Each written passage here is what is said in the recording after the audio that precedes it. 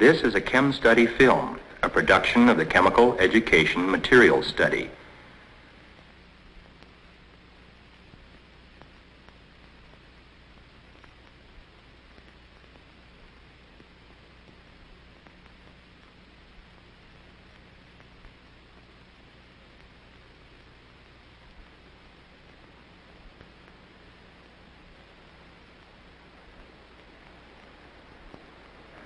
By this time in your study of chemistry, you are well aware of the fact that there are only about 100 elements.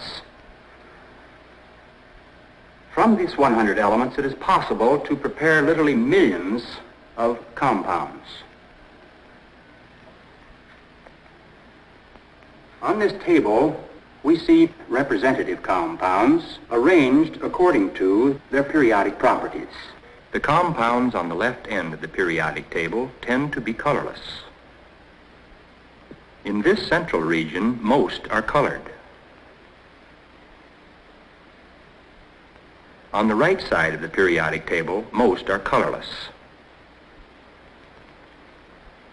You will recall in our arrangement of the elements that those to the far left are typically metallic, as characterized by relatively small gaseous ionization potentials, whereas these elements on the far right are typically non-metallic and have much higher gaseous ionization potentials. The elements in the middle are intermediate in both these properties.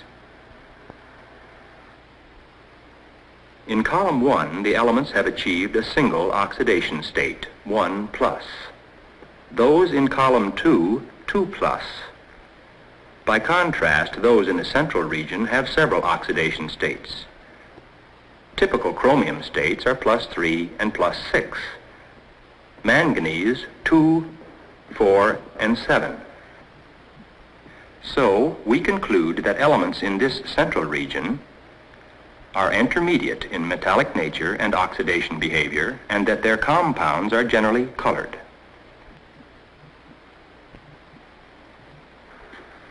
The elements in the central portion of this form of the periodic table have historically been known as transition elements.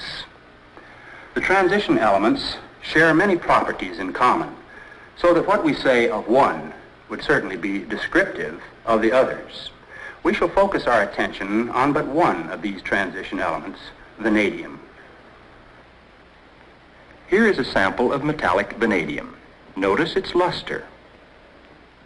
Let us first investigate the oxidation states of vanadium.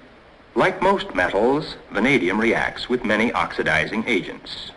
Nitric acid is an especially strong one. The nitric acid is heated on this plate to increase the rate of reaction.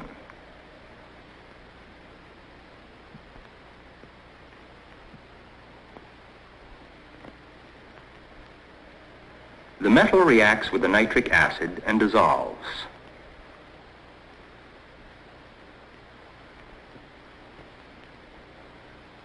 The presence of brownish nitrogen dioxide fumes shows that nitric acid has been reduced and the vanadium oxidized. When the reaction is complete, the solution contains vanadium in its highest oxidation state. Other experiments show that this vanadium is in the 5+ oxidation state.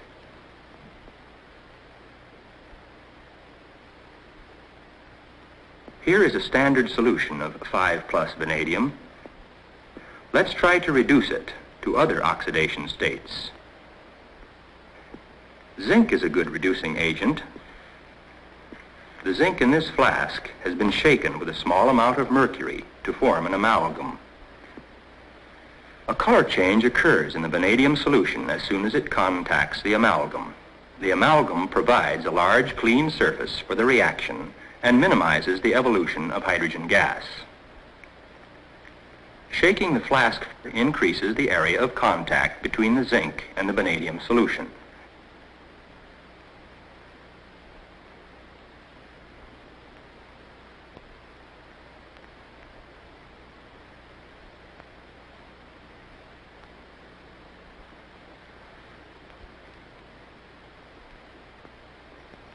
The solution turns blue. Let's continue the shaking. After several minutes with further shaking, the solution becomes a deep green.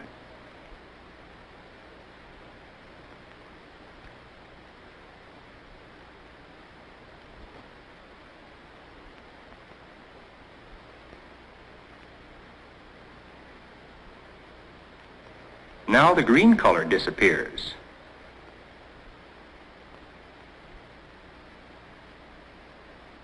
Finally, a violet solution forms which undergoes no further reaction. What really has happened? Was the vanadium reduced? If so, to what oxidation state?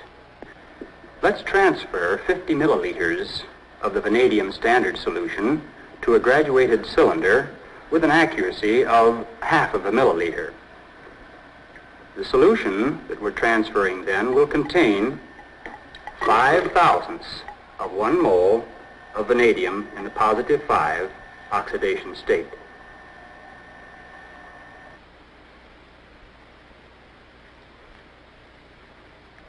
The solution is poured into the top of a glass column packed with zinc amalgam.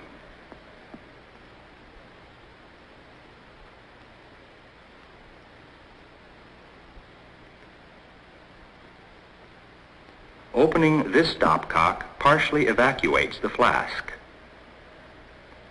Thus, when this stopcock is opened, the solution flows rapidly down the column and comes into intimate contact with the zinc amalgam. This operation is equivalent to many minutes of shaking in a flask.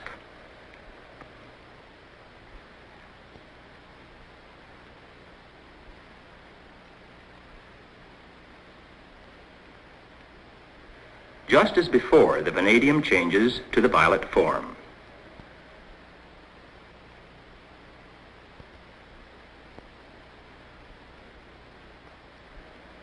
The apparatus is washed through with the distilled water to be sure that all of the 5/1000ths mole of vanadium is removed.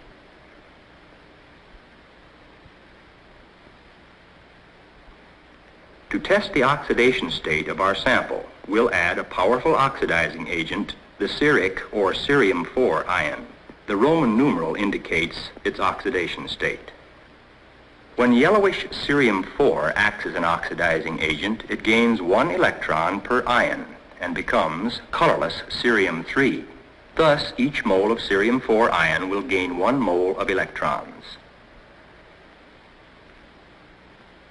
Now to our 5/1000ths mole of vanadium, we add 5/1000ths mole of cerium. The same green vanadium is formed as in the shaking experiments. Oxidation of the vanadium has occurred.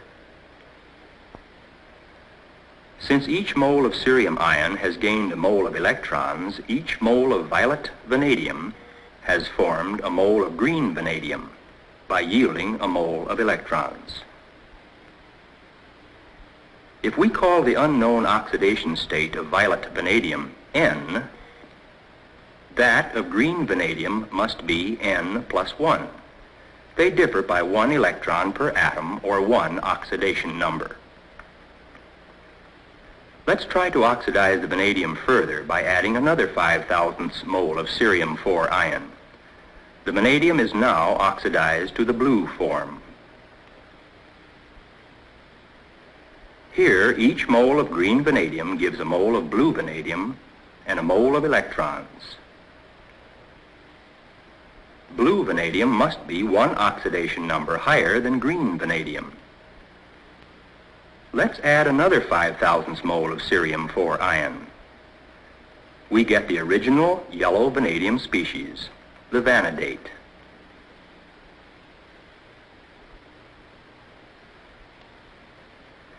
The vanadium in yellow vanadate must be 1 oxidation number higher than blue vanadium. Further addition of cerium-4 ion produces no change. This experiment confirms that the vanadium in the yellow vanadate is in its highest oxidation state. Here are samples of vanadium in each oxidation state. We do not know the formulas of the colored ions, so again we use Roman numerals to indicate the oxidation states. We know the yellow species is +5. So the blue, which is one oxidation state lower, must be 4.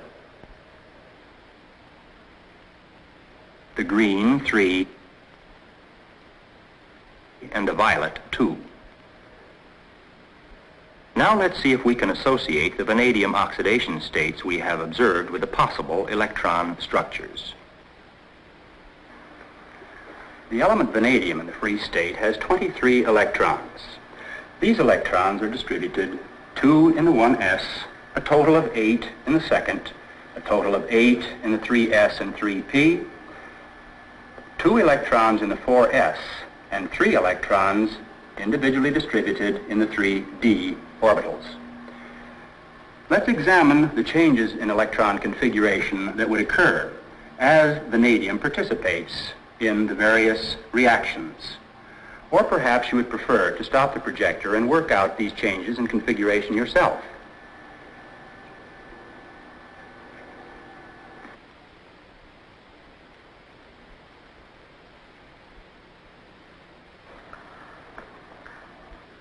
The lowest oxidation state for vanadium as it participates in compound formation is 2+. This would correspond to the loss of the 2 4s electrons, leaving 3 half-filled orbitals. They could be lost one at a time, giving vanadium in the 3+ state, 4+ state, and 5+ state, respectively. The other electrons are too tightly held to participate in compound formation. This agrees with the experimental fact that yellow vanadate solution represents vanadium in its highest oxidation state, 5+. In a similar fashion, the chemistry of other transition metals is better understood by examining the partially filled 3d, 4d, 5d orbitals. In fact, the explanation for color is found by a closer examination of the 3d energy states.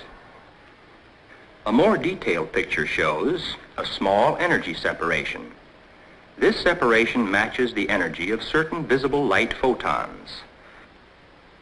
When the orbitals are partially filled, absorption of a photon moves an electron to an empty orbital. The transmitted light will then be colored. Thus, the color of vanadium-2 is due to light absorption by its 3d electrons. The vanadium-3 and vanadium-4 also have d electrons and are also deeply colored. Conversely, the lighter color of vanadium-5 is consistent with an absence of 3d electrons. In a like manner, most compounds of transition elements are deeply colored because of partially filled d orbitals. Now let's investigate some of the chemical properties of vanadium in its several oxidation states. We place some green vanadium-3 solution on a magnetic stirrer. Sodium hydroxide is added to the vanadium solution. The precipitate that is forming is the hydroxide of vanadium-3. The magnetic stirrer disperses this as fine particles of suspended material and gives a muddy appearance to the mixture. But what is happening on the molecular level? At the start of the experiment, the vanadium-3 ion is strongly bonded to water molecules, 4 of which are schematically shown here in 2 dimensions. The positive vanadium repels the hydrogens. The added hydroxide ions remove hydrogen ions from the water molecules, leaving hydroxides bonded to the vanadium. This combination of negative hydroxide and positive vanadium lowers the positive charge of the aggregate. The precipitate forms when the aggregate becomes electrically neutral.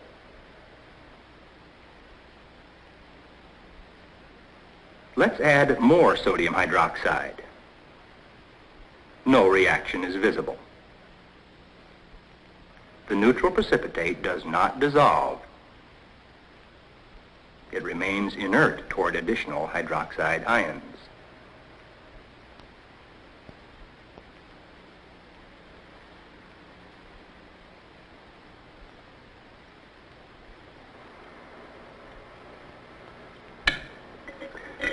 Now let's see what happens when we add the sodium hydroxide to the vanadium 4.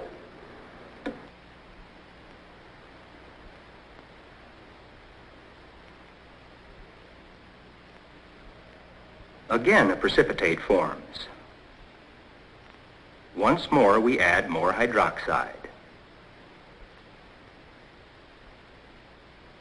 Unlike the vanadium 3, the precipitate dissolves, leaving a brownish solution. This phenomenon is better seen when a thin layer of the final vanadium 3 suspension is compared to a thin layer of the final vanadium 4 solution. Why does the vanadium 4 precipitate dissolve in an excess of sodium hydroxide when the vanadium 3 precipitate does not dissolve in an excess of this base? When a vanadium atom loses 2 electrons, the resulting ion has a charge of 2+. The ion is smaller than the atom because the remaining electrons are attracted more strongly by the nucleus. The loss of additional electrons results in a series of ions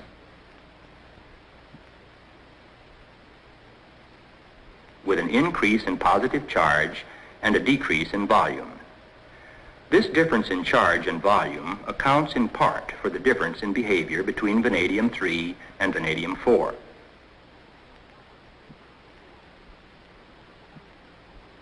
In water, both vanadium ions form stable metal-oxygen bonds. However, since the vanadium 4 is a smaller and more highly charged ion, and it repels the hydrogen ion even more strongly than does the vanadium 3. In fact, with vanadium 4, even water molecules can remove these protons. This leaves the oxo ion VO2+. The VO2+ remains in solution bonded to other water molecules. As hydroxide ions are added, they remove additional protons and form electrically neutral aggregates. The neutral species precipitates, just as with vanadium 3. However, in contrast to vanadium 3, the hydrogen ions here are so strongly repelled that additional hydroxide can react, leaving negatively charged species which go into solution.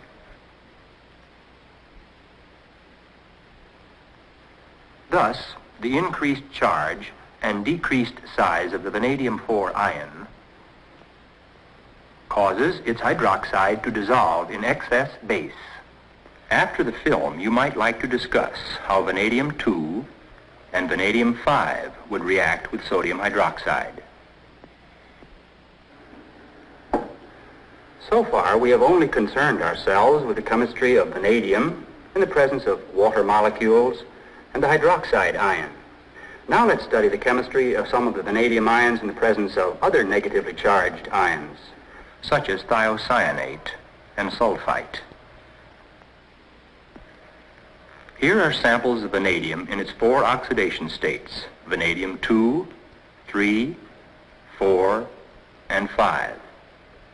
First, we'll add sodium thiocyanate solution to the bottom row.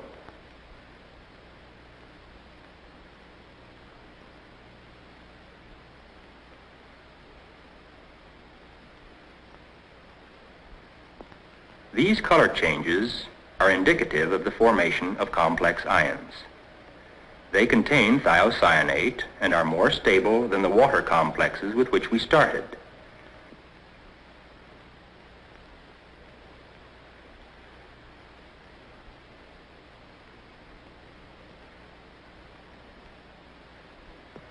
Now let's add some sodium sulfite solution to the middle row.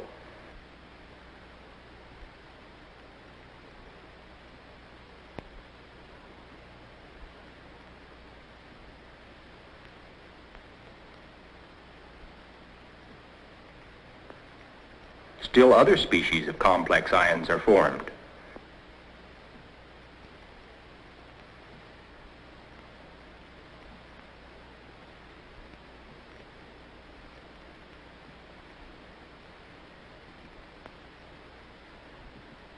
But note the vanadium 4 and the vanadium 5 in each of the lower two rows are very similar.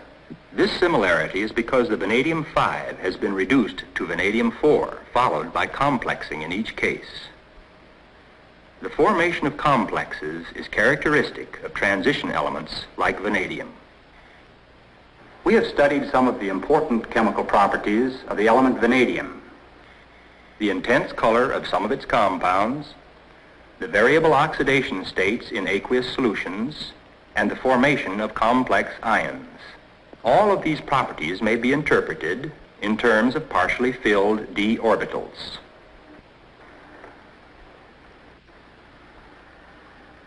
Our study of the chemistry of vanadium should aid us in understanding the properties of the remaining 29 transition elements.